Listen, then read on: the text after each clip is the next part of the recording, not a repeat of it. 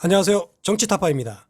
한명숙 전 국무총리의 정치자금법 위반 사건 수사 과정에서 검찰이 수감자에게 별건 수사를 암시하며 증언을 강요했다는 주장이 또다시 나왔습니다. 한 씨의 동료 수감자 K씨는 연합뉴스 기자를 만나 한명숙 사건 수사 당시 특수부, 공안부 검사들이 증언에 협조할 것을 반복해서 요구했다고 오늘 7일 밝혔습니다. 당시 일산에 거주하며 건설 시행업을 하던 K씨는 2009년 분양사업과 관련해 특정경제범죄 가중처벌 등에 관한 법률 위반 사기 혐의로 징역 2년을 선고받아 같은 해 5월 서울구치소에서 수감 중이었습니다. K씨는 한 씨가 2010년 초 통영교도소로 이감되기 전까지 5달에서 6달간 한 씨와 같은 방에서 생활을 했는데요.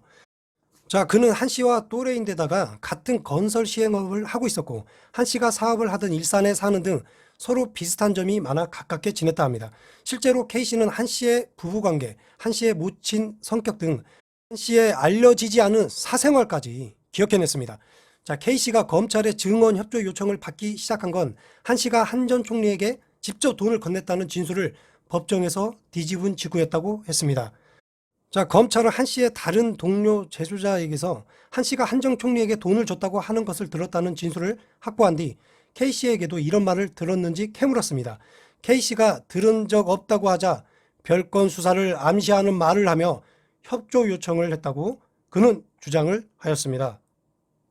K씨는 계속 그런 말을 들은 적 없다고 하니 검사가 고생 좀 더 해야겠네, 가족들 생각 좀 하라고, 이런 말을 했다고 하네요.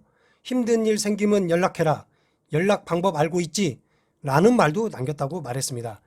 검사가 말한 연락은 이른바 검찰의 빨대 역할을 하는 수감자들을 통하는 뜻이라고 K씨는 설명했는데, 이들은 가석방 기회를 얻기 위해 검찰의 수감자 동향이나 첩보를 보고하고 검찰로부터 수감방 교체 등 소소한 편의를 받았다고 했습니다.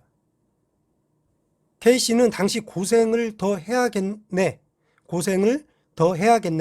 검사의 말이 또 다른 사건에 대한 별건 수사일 것이라고 생각했지만 당시 그 사건에서 참고인 신분이었기에 문제는 없을 거라고 믿었습니다.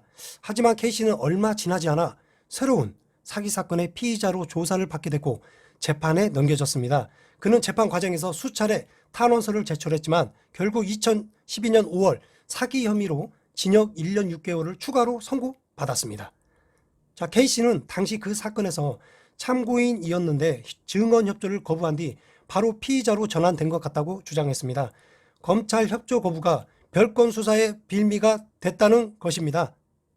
검찰은 유리한 증언을 확보하기 위해 자신을 회유하기도 했다고 K씨는 주장을 하였습니다. K씨는 당시 징역 2년형이 최종 확정된 상태였지만 관련 사건의 중요 물증이 위조된 정황이 뒤늦게 나와 재심을 준비 중이었습니다. 검찰이 이런 상황을 알고 증언을 요구하며 재심에 대해 언급을 했던 거 아니겠냐 생각합니다. K씨는 검찰이 재심이 진행될 수 있도록 의견서 등을 도와줄 테니 증언을 해달라고 했다며 당시 유죄의 근거가 된 서류를 위조됐다는 증거가 나와 재심을 신청했는데 검찰이 이를 먼저 알고 물어본 것이라고 또다시 말했습니다. 검찰 도움이 없어도 재심이 받아들여질 것이라고 확신했던 K씨는 검찰의 협조 요청을 거부했습니다. 하지만 K씨의 재심 신청은 받아들이지 않았습니다. 검찰의 협조를 거부한 것이 재심 신청 기각에 영향을 끼쳤다는 것이 K씨의 주장입니다.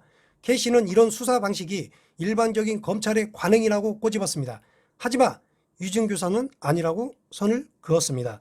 K씨는 검사들이 거짓말을 하라고 종용하지는 않았다라며 검사들은 정말 내가 그런 말을 들었을 거라고 믿고 끈질기게 묻는 것 같다고 말했습니다.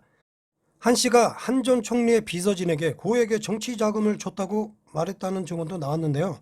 K씨는 한 씨가 통영교도소로 이감되기 전부터 한 씨에게 많은 액수의 돈을 한 전 총리의 비서진에게 넘겨줬다는 말을 수차례 들었다고 했습니다. 액수가 많다, 적은 돈이 아니다 등의 말을 여러 차례 했다는 것인데 다만 정확한 액수는 밝히지 않았다고 했습니다. 웬만하면 금액을 말을 할 텐데 왜 말을 안 했는지 궁금하네요. K씨는 한 씨가 한 전 총리 비서진과 매우 친한 것으로 얘기를 많이 했고 이들로부터 돈을 많이 뜯겼다는 취지의 말을 했다고 전했습니다. 이어 자꾸 돈을 달라고 해서 줬는데 부탁도 안 들어주고 말뿐이라며 불만이 있었고 그래서 비서진의 감정이 좋지 않았다고 회상했습니다. 한 전 총리에 대해서는 종친이라서 같이 밥도 먹고 그런 얘기는 했지만 돈을 줬다는 얘기는 들은 적이 없다며 한 전 총리에 대해서 서운하다거나 나쁜 얘기도 하지 않았다고 말했습니다. 자, 이렇게 검찰 해유 협박 의혹이 또다시 제기된 상태에서 자, 이에 대하여 7일 한명숙 사건 수사팀은 K씨는 수사팀이 전혀 모르는 사람이라며 따라서 수사팀 검사가 K씨를 조사하거나 증언을 요청한 사실 자체가 없다고 밝혔습니다.